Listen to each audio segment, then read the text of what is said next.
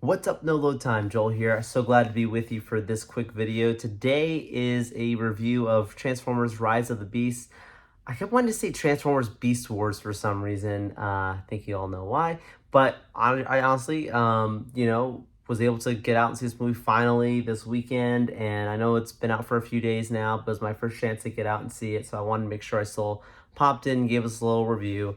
I'm going to talk about non-spoilers for the first 2 minutes, and then I'll jump into spoilers. So when I do the thumbs up like this, that means we're going into spoilers. So you'll be warned at that point. But let's talk non-spoilers first for everyone who has not seen the movie. So Transformers Rise of the Beast is a movie that continues on the continuity of Bumblebee, which I want to say was in 2018, I think. So there's definitely, it's canon for sure with what they do in this movie. And where this leads off is in the the 90s, but it does have a similar feeling a little bit to like Age of Extinction, where in the beginning you kind of have like this past event that has modern implications. And I think that the way they tied in all together, just the overall arc and the story that was going on, made sense. It was very clear, very concise. I think that's probably one of the main issues I probably had with the movie, was really just that the story was very predictable.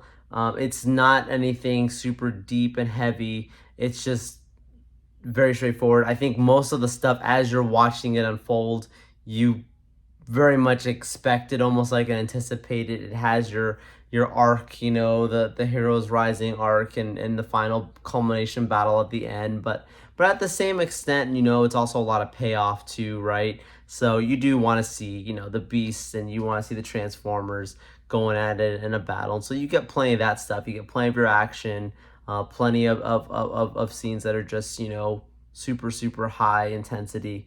But you do also have a good amount of humor. Some of the Transformers movies for me has been kind of hit or miss with the humor. There's definitely plenty of humor in this that I actually did find pretty funny, so that was good.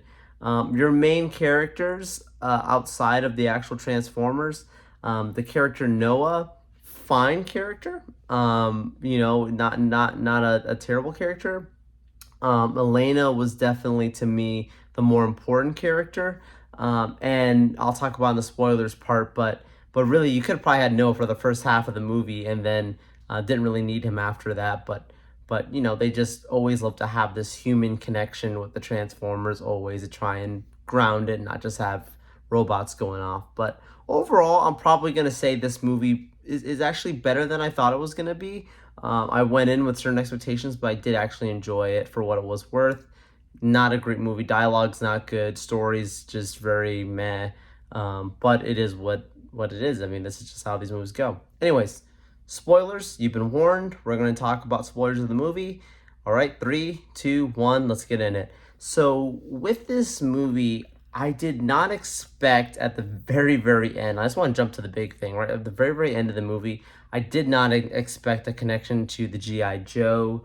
I honestly thought that this was going to be more of a Sector 7 thing. When the guy showed up, I was like, oh, they're going to show that this is a tie-in to the Michael Bay movies, which, Michael Bay did produce this movie, so there's definitely a little bit of that touch to it. But I figured, with that being the case, maybe they're setting up canon. Like, maybe there's a character I'm not remembering that Noah technically is in the future, or if they jump to the future, they'll cast an older version of him and say, oh, this is him when he was younger, and try and make a movie in the future. I don't know.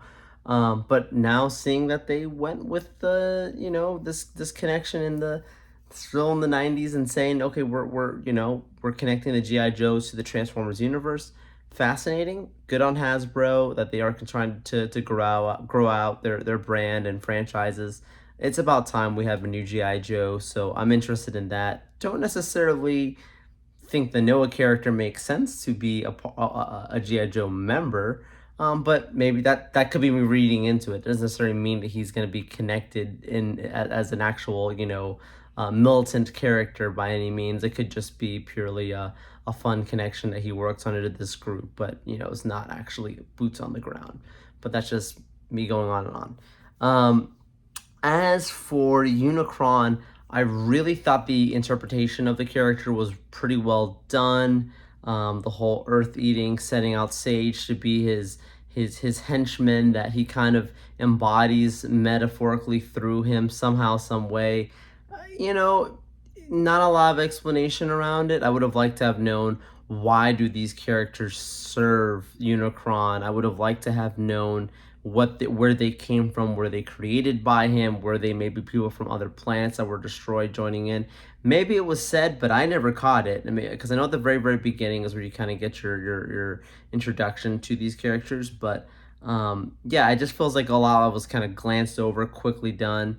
I know some people say, I care more about the heroes, I don't really care about the villains. Totally fair. You know, it is a Transformers movie, but at the same extent, I feel like the hero is as good as the villain to some extent. And when you're doing good writing, good storytelling, if you amp up the villain more than just, ooh, I'm going to destroy you and beat you, you know, you do start to get a little bit more interest in it than just punch the big thing. Where with this, you know, Sage is clearly extremely powerful. They mentioned there's some kind of dark matter that Unicron has given him, and that's why he's able to basically be impenetrable. Again, don't fully understand it. Sure, great, cool, I guess. We're just going to go with it. These are the kind of stuff that I'm saying just from a narrative standpoint could have been probably handled a lot better versus some of the other things that was spent time on. Mirage, for an example, being a new character to this, I gotta say, didn't love him. He was very classic Transformers in the sense of not the things that I like from the Michael Bay films. You know, the one that just has random liners and is just supposed to be comedic. I know that you do need to have a healthy balance of comedy, and I mentioned that at the top of my review. But some of it just felt very, very goofy and forced. I like it when comedy's more natural. And I think, like, for example, some of the stuff we actually saw between Noah and Elena was way more natural, like their interactions, some of the comedic moments. For someone that's in an apocalyptic kind of situation, I think that they had a more natural, just kind of chemistry and playing off of each other and being funny. Like, especially like when she, you know, the first time they meet, right, when they're trying to get the specific MacGuffin, this pill, this key, right, and you know, she sees the robots are real and she's like, take it, I'm out of here. Just, you know, why are you following me? Like, there's like stuff like that. It's like, okay, that's funny, you chuckle, it gives you a good time, it's still serious about it's life or death, but you're just having fun watching. Okay, that stuff's cool. But when you have other moments where, like, you know, a character like Mirage is making jokes about, like, oh, we're more than friends at work, and throwing in this ransom, I just, for me, that's the kind of stuff that I'm like, no, sorry, it's not on the Joel Young tickles my fancy. You know, it's just kind of a little too broy, but that's just me. Anyways, talking about best moments in the movie, Bumblebee. Bumblebee has the best moment in the movie. His return. They always do this stuff. Bumblebee, you know, or Optimus is always the one that gets beat up and has to come back. But the way it was handled in here, I actually really appreciated it. You know, it was very obvious. Again, like I'm saying, it was the story, the narrative. It was very predictable. You knew that the Bumblebee was coming, and they set it up. I think from a narrative standpoint of all the things, they set it up the best. He needs Energon to come back in. It would take a sonic blast, for a super miraculous sonic blast to bring him in. And the way what Unicron was doing actually ignited that. And of all the things that was even predictable, like, it was one of the things I think that was written well that actually made sense. And you were always kind of waiting in the battle for that one extra, what is it the heroes are going to come with in the end that's just going to give them that extra boost, because clearly they fought this fight so many times against Sage and these other minions that it just kind of felt like the same battle happening over and over. What's the extra thing that's going to give them the edge? And Bumblebee joining the battle when they already kind of met up with the Primals. That was one of those moments, I think, that was really, really cool. And, you know, having that LL Cool J Mama Said Knock You Out as he's dropping down and knocking out all the bombs, shooting all the bombs out and coming through in the battle was just a cool moment. Love seeing that. I think that the character of Elena was the more necessary human. So when it comes to, like, the character of Noah, I mentioned early on, probably could have been just in the first half of the movie. You know, with him, you know, he's supposed to be more grounding it, the relatable human character, right? But once you get past them trying to get the keys, and he's like, oh, I'm just going to join you guys because I want to save humanity. I don't know, like, I'm being too literal probably. I know these are just movies, but it's like, you are going to leave behind a minor with a critical illness because you want to suddenly save the human race because you used to be in the military years ago and you haven't been able to have much success since then. Okay, sure. Where Elena's character, she is clearly, she's knowledgeable of different artifacts and history and geology and science. So yeah, her leading them to Peru where the second key is, and then even at the end, she actually is the one that's trying to decode the specific the specific code that was left behind to actually release this specific key.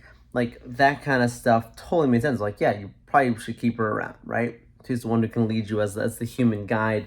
But his character, they really did try to keep him in. And I'm not trying to sound like a hater, because I know there's many people probably watching and be like, oh, it was hilarious, it was good, whatever. But I'm just saying, narratively, when you really think that hard, they didn't really need him. They forced him in by saying, okay, you need to have this, like he's going to take on the suit and his connection to Mirage and with his brother, and trying to bring that human balance to it. It just felt very, very shoehorned in.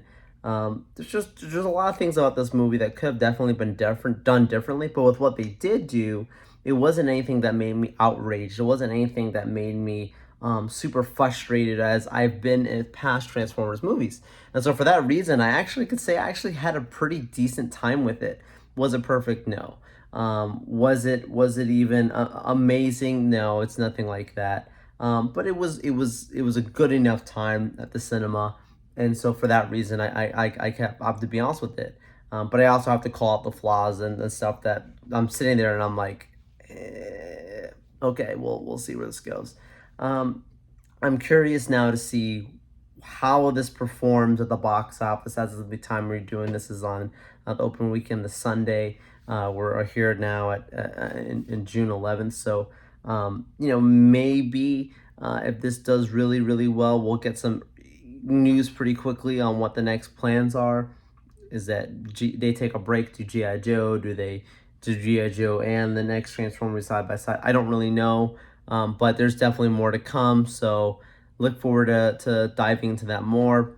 We'll be talking about this more as more information comes out, so stay with us, stay tuned. No Low Time Podcast. We drop our episodes weekly for the most part. This last week we didn't have a new episode, but we did have my early screening review of The Flash, so make sure you check that out. Make sure you stick around for all of our content that we drop on the channel weekly. Subscribe, stay tuned, and I'll see you on the next episode. Also, make sure to drop a comment down below if you've seen the movie and you have certain feelings about it. Love to hear about it. Thank you, and we'll see you guys next time.